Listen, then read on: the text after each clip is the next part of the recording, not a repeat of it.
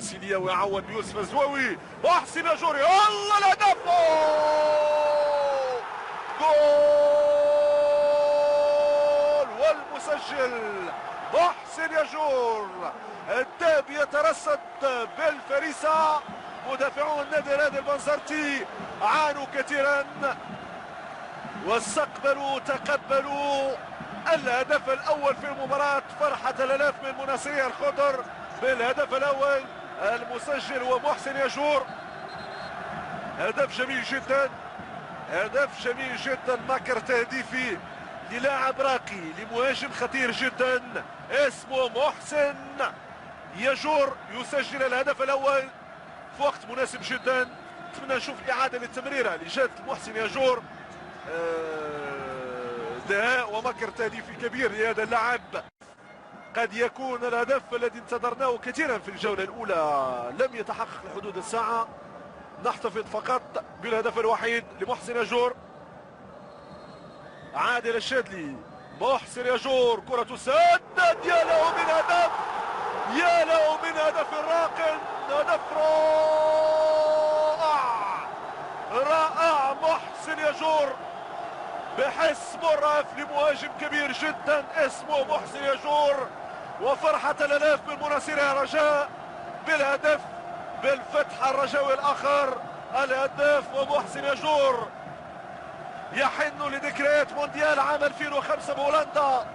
يود ان يؤكد للجميع على انه لا زال حاضرا بثقله كمهاجم فنان موهوب رائع. محسن ياجور يسجل الهدف الثاني.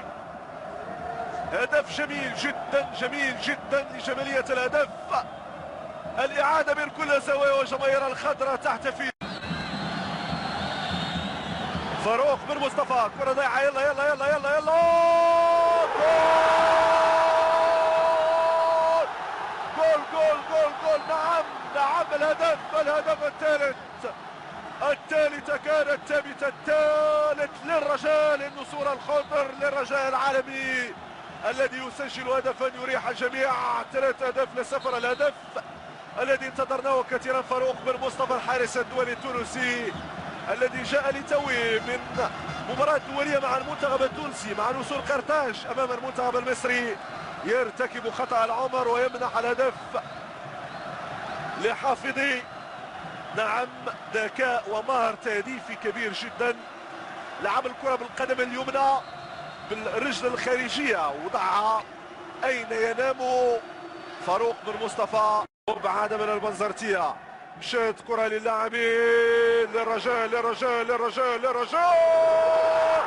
رجاؤنا كبير في الرجاء، رجاؤنا كبير في الرجاء.